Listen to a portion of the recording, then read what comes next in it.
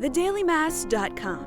Experience the Roman Catholic Mass from historic St. Louis Cathedral every day on thedailymass.com. His love, anywhere in the world.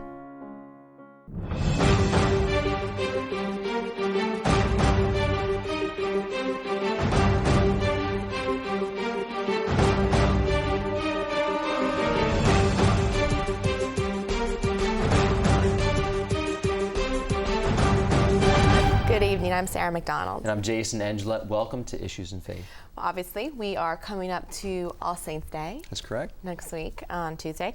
But Halloween is the day before, and there's always a lot of discussion about participating in Halloween activities. And obviously, the Catholic Church does not want to prevent people from having fun or participating in a lot of what has become traditions of the fall. But there are some things we need to be aware of as we're celebrating Halloween, and I think you say it very well. Especially for parents with children who want to be a part of that fun that people see it's all around them. And one of the things that I try to do with my girls and for Jude, who's 3, I try to tell them, well, you know what Halloween means, and we go back to the meaning. It's All Hallows Eve, the eve before All Saints Day, and so we try to, as a parent, I think it's very important for us to help them to see what the truth is behind all this. Just like in Christmas, how people have taken Christmas out of the context of the birth of Christ, and how people have taken Easter out of the context of the resurrection. We as Catholics and as parents have a great responsibility to use this as an opportunity to evangelize the faith to our children and celebrate that versus the goblins, the ghouls, the witches, and the devils and things like that. That stuff takes us away from our primary focus, which is celebrating the faith and passing on that faith to our children. That's right, and so really reflecting on the lives of the saints. It's a really good opportunity to reflect on those wonderful examples for us. Yes, indeed. Well, again, going back to living our Catholicism in the public square, Jason's going to sit down with Archbishop Amen this evening to talk about religious liberty. Archbishop, it's so nice to have you again with us in the studio. Jason. A big topic of discussion today, we're talking about religious liberty, religious freedom, and the USCCB has just formed an ad hoc committee. I was wondering if you could help us understand why this committee was formed even in the first place. I can. There's been a lot of discussion among the bishops at our meetings, and both formally and informally, that there seems to be a trend whereby the government, and I can give some examples later, seems to be dictating morality and telling us as people of the United States what we can do and what we cannot do and what we have the right to do. And we believe that this is really against religious liberty. It's interesting, as we know, in the Constitution, and the framers of the Constitution said that we were all created by God equally, and that we have unalienable rights of life, liberty, and the pursuit of happiness. We also say in the Pledge of Allegiance that we are one nation under God with liberty and justice for all. That's true.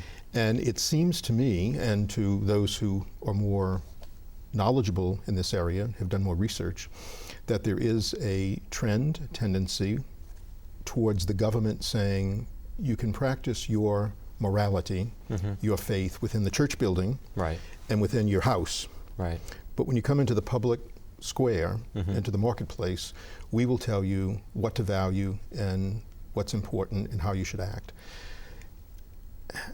I don't think this is an overstatement. I think in some of these cases that the government is dictating morality and is not allowing faiths, and I'm talking about the Christian faith, the Jewish faith, the Hindus, whatever else, whatever other religions, to dictate morality, and this is a real problem. Because of that, the Bishops' Conference has formed an ad hoc committee which will be working on this with some professionals in the area of constitutional law to look at this more closely and to be in dialogue with the government, the United States government and other people, as to what it is that could be a real infringing upon and even taking away our religious liberty. You know, it seems that we've little by little got to this point that there was something that has catalyzed this type of belief to demonize religion or to separate us, to bring us into our closets almost with our faith. What are some examples right now of some things that people are really dealing with in their faith that they can't express or they can't live out in the public square? Well, exactly. And let me give some examples of what's going on, and I've written some of these up because I don't want to neglect any of them. First of all, the Department of Health and Human Services and the federal government, as the new plan for health care is rolled out and comes into effect, it mandates coverage of contraception, including abortifacients. Wow. So not only contraception, but even those medications that can abort a child, and sterilization to all employees. So if you bring this out to its revelation, it's saying that as a church, we have to provide health care that will provide contraception, abortifacients, and sterilization. Not just as a church, but let's say I own a business. Right. And I want to provide health care for my employees. The government will be dictating to me what can be covered in that health care and what I must cover. And suppose I say, well, this is against my conscience. Right. I have no right in conscience to be able to act upon that. Another example is the Health and Human Services relates to the U.S. Bishops' Conference on Migration and Refugee Services. And they are saying to us now that there must be a full range of reproductive services offered to the people that we have as who are migrating here and refugees, including trafficking victims and unoccupied minors, unaccompanied minors, that we have to provide a full range of reproductive services. Wow. And so this is a real conflict in saying that we as church want to provide this, but because it's a government contract, we have to do what is against our conscience. The Department of State in what they call U.S. aid is telling Catholic Relief Services that they must, in other countries, do HIV prevention. No problem. Right. But they're saying that we must hand out condoms. Wow. The Department of Justice is attacking the DOMA, the Defense of Marriage Act. Right, exactly. And they're saying because of our position and the position of others on the defense of marriage, that we are bigots.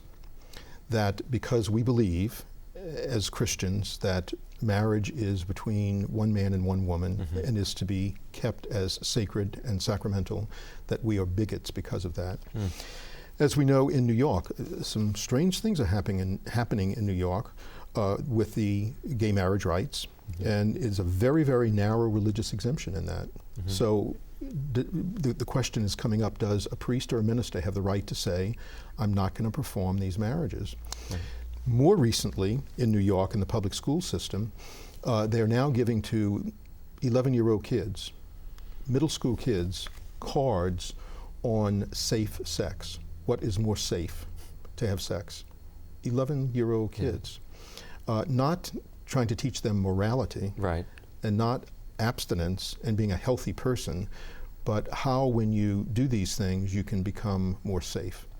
When you look at all those things, I think, Jason, and it's a no-brainer that the government is infringing upon our freedom. And the Constitution says we have a right to live out our religious freedom and our religious beliefs. You know, I see this as dark as everything sounds, with all the things that are going on, and the Catholic faith being pushed back into, to your home, and that seems to be even attacked itself right there. But there seems to be that this could be a great opportunity for dialogue, that this could be a great opportunity for help them to see, because from what research shows, that how important it is for us to have a moral, faith-filled life, or to even have a life built on truth and something that's actually truly healthy for the person. This I think could bring about a great good for the society. I do too, and I think as we talk about this in the open arena, in the public forum, I think it can. And we have always said as a church that parents are the first teachers of their children. For example, in New York, they're taking away the rights of parents to be the first teachers. Not only in New York, but in some of these other examples that I've used. Where does the role of the parent fit in for their child? Where does the role of religion fit in? Who is to formulate and dictate morality? Is it the government? Or is it the various Christian churches and other religions that they formulate that morality for their constituents. We have to wrap up, and I just want to know at this point, what can we as a church, the viewers, what can we do at this time right now? Great question. Two things. Pray. Yeah, praise God. That we are one nation under God with liberty and justice for all. Secondly, when we read the paper and we watch the news, to become more aware that our religious liberty and freedom is being tampered with, and also to take a stand and to write to our senators and House of Representatives, to write to these people and in a very polite and kind way to question these decisions. Thank you so much for being with us, Archbishop. Prayers are with you, and please keep all your prayers with us. Hey, check this out. It has a camera, it has wireless, it sends text messages. And it could send me to jail. In a 2008 study, it was estimated that 20% of teens have electronically sent nude or semi-nude pictures or videos of themselves. Sending or receiving photos like these could result in child pornography charges and other consequences. Parents, please take time to talk to your children about what they send and share with others. For more information, visit www.archdiocese-no.org. When it comes to your children, stay informed and stay involved.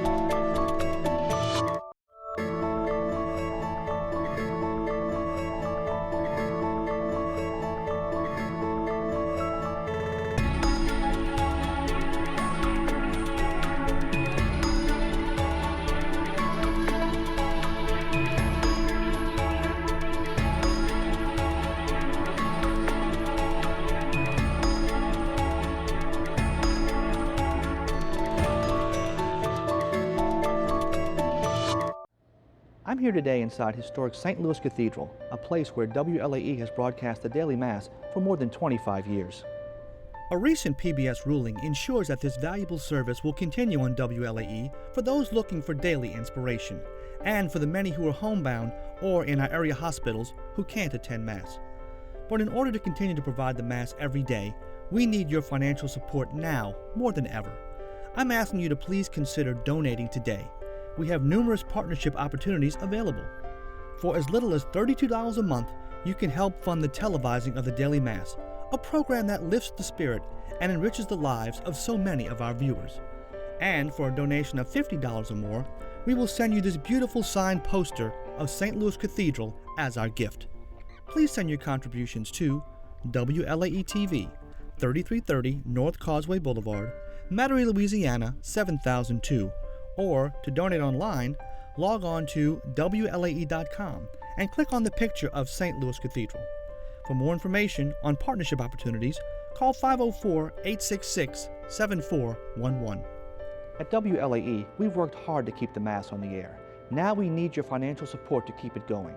I know that you'll help us if you can. Thank you, and God bless.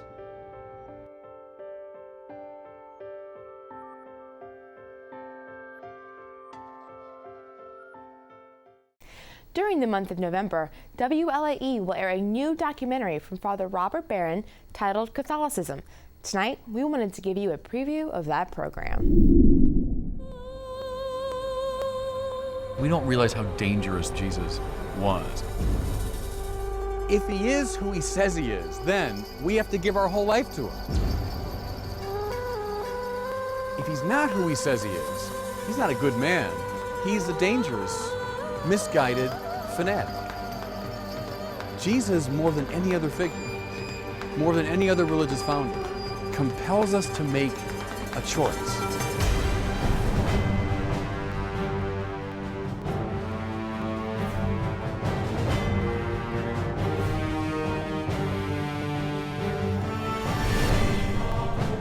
The church is meant to gather not just the people of the world. It's meant in some mystical way to gather all of creation, all of nature, around the energy of Christ. To be grounded in Christ, she realized, was to be grounded in that very power, which here and now creates the cosmos, that power which lies beyond the vagaries of space and time. The Christian faith is never meant to be held onto as a private privilege. It's meant to be shared. And so the apostolic church to the present day still has that great missionary purpose.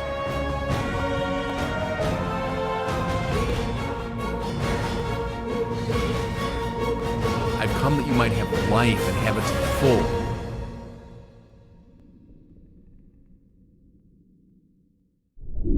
The documentary will air on Tuesday and Sunday evenings at 9 p.m.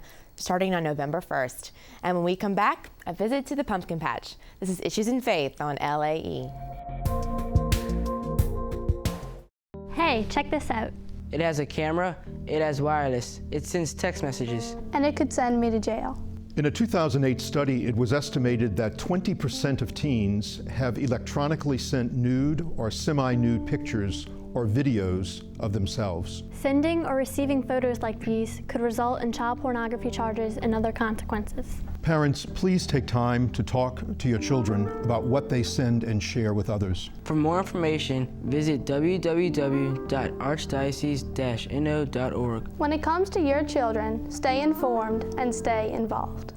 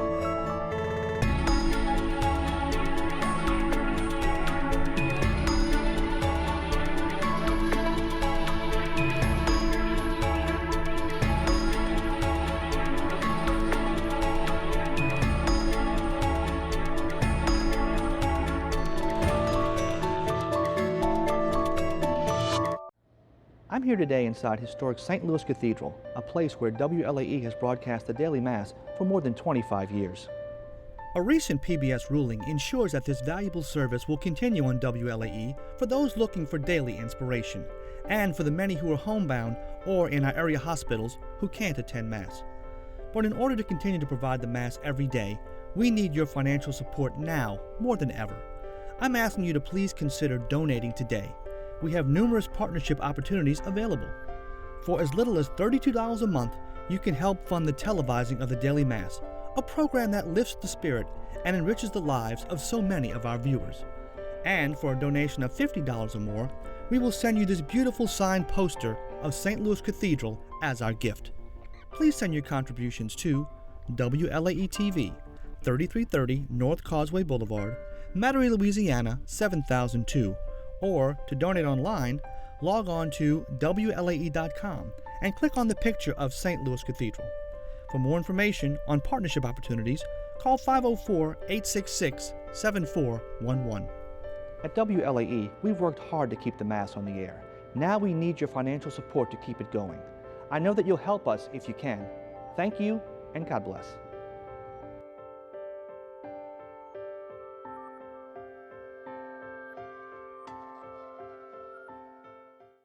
During the fall, a lot of us like to do a little decorating with a pumpkin or two on our porches. But if you have trouble picking the perfect pumpkin, give the job to a child. They love it, especially if they get to skip school, run around, eat snacks, and take home their own pie ingredients. Janet Gross takes us on a fall field trip that really is in a field. What's that one? It's that time of year again when lots of little kids in matching t-shirts play in a pumpkin-filled field. You like that one? Awesome. It's one of the most popular of field trips. After all, there are pumpkins.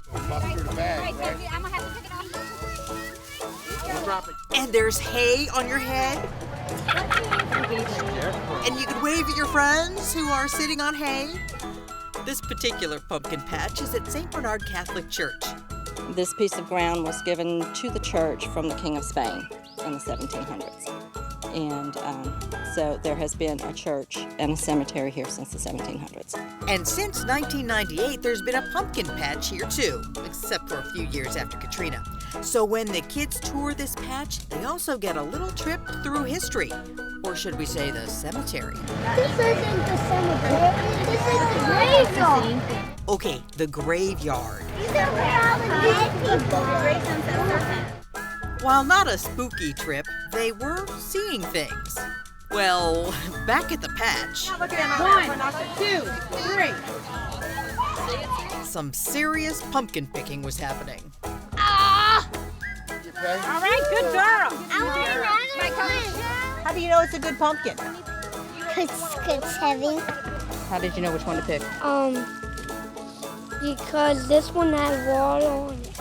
Some kids knew exactly what they wanted, while others got a little advice. Here, pick a different one, Brian. Come see. I want it. Oh, get this one. Okay. It's all good, though. After all, it's what's inside that counts, right? Pumpkin seeds. Pumpkin seeds. What color are they? Is it red? What do you think's inside there? They're pumpkin mush. The pumpkin mush. What color is that? Yellow. We'll make a pumpkin pie. You're gonna make a pumpkin pie? What's in there that you can make pie out of? Seeds. You make pumpkin pie out of seeds? He'll work on the recipe later. This day was for fun. St. Bernard is not that far from the city, but when you get down here, you feel like you're in the country. We have a lot of ground behind us. We have the pumpkin set up. We have a big section set up for the kids to go play ball in, just to run around, let them have a picnic under the trees, just to enjoy being outdoors in a country setting. Kid-friendly, all right, even though the teachers mixed in some learning stuff. It's a fun fall kind of thing, like, you know, we talk about the crops and how the farmers work all year and grow them and pick them for us, and this is the time of harvest, so it's not scary at all. Yeah, no scary. Well, except for the occasional run-in with wildlife, those pesky ants. Otherwise, just a great day out of class and just a little bit of heavy lifting in the patch. I'm Janet Gross for Issues in Faith. The Pumpkin Patch at St. Bernard Catholic Church has school group tours, but it also has open hours for the public until Sunday, October 30th. If you have a question for us or have an idea for a story that you'd like to see on air, please write to us at Issues in Faith, 3330 North Causeway Boulevard, Suite 345, Metairie, Louisiana 7002, or you can email us at questions@wlae.com. Plus, if you've missed an episode, you can catch up online at www.archdiocese-no.org. And that's our program for this evening. For all of us at Issues in Faith, thanks for watching. We'll be back next week. Hope you join us again soon. Until then, God bless.